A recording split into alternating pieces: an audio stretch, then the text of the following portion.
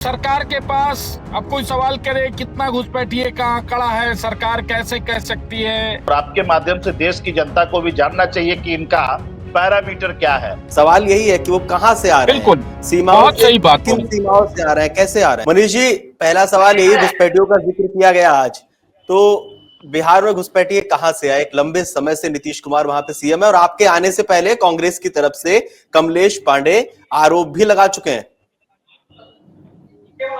अब देखिए क्या है कि बहुत सारी ऐसी चीजें होती हैं जो पब्लिक डोमेन में होती हैं और हम कह सकते हैं कि लोगों की जानकारी में होती है। अब देखिए सरकार के पास अब कोई सवाल करे कितना घुसपैठिए का आंकड़ा है, सरकार कैसे कह सकती है। या तो देखिए इस मामले में पूरे देश में अगर आप आंकड़े मांगे जाए तो मुझे लगता है कि वह आंकड़ा मतलब कानूनी रूप से सही आंकड़ा नहीं होगा, लेकिन हम सभी लोग जानते हैं सीमांचल क्षेत्र में किस प्रकार से आबादी बढ़ी है, किस प्रकार से कहाँ से आबादी आ गई वो आबादी।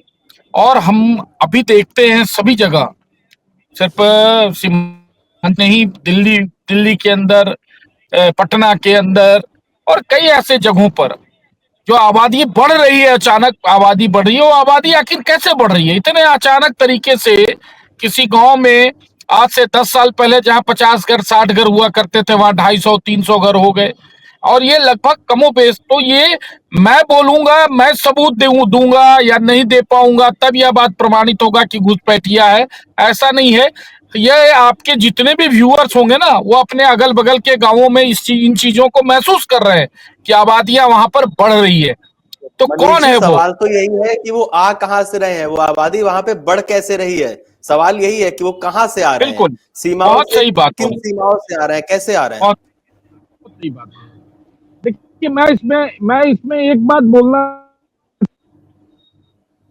जी कि अब देखिए 4 साल पहले जिस प्रकार से यहाँ हंगामा हुआ था एनआरसी को लेके या सीए की बात आई थी, उस समय में जो संगठित या एक जगह पे घुसपैठिए देश में कहीं थे। क्योंकि ये सब आप देखेंगे कि अच्छी हिंदी बोल लेते हैं अब, लेकिन जब आपस में रहेंगे तो बंगला में बात करेंगे। अब इनको पता है कि एक जगह रहोगे तो पकड़े जाओगे, इसीलिए आप इधर उधर कहीं ना कहीं छिप के रहो। ये घुसपैठिए कोई 2 4 5 10 वर्षों में नहीं आए हैं, ये 20 वर्षों से 25 वर्षों से भारत में रह के कहीं ना कहीं कुछ ना कुछ स्किल्ड अपना लेकर काम धंधा रोजगार कर रहे हैं, ठीक है ना। लेकिन अब इनके अंदर भय है, तो जब भय हो गया है तो अब ये एक जगह से उठकर दूसरे जगह से उठकर तीसरे जगह जा रहे हैं। देखिए सच्चाई है, मैं भाजपा को हूं इसीलिए बोल रहा हूं, इसीलिए यह विश्वास कर लिया जाना, ऐसी बात नहीं है।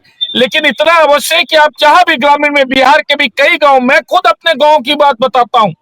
मुहर्रम के जुलूस में पहले 50 60 परिवार आते थे, इतना ही काफी था। आज स्थिति यह बनी पड़ी है कि 300 350 400 से ज्यादा, मतलब कि परिवार जो है वह मुहर्रम की जुलूस में शामिल होते हैं और बसे हैं सब जाकर। तो आप अपने रिपोर्टर को भी भेजिएगा, अंदरूनी जांच पड़ताल भी कीजिएगा, तो भाषाई रूप से वो बंगला बोलते हैं और अच्छी हिंदी भी बोल लेते हैं। तो ये अच्छी हिंदी कोई 2 4 सालों में थोड़ी सीख लिए होंगे, 8 9 वर्षों में थोड़ी सीख लिए होंगे।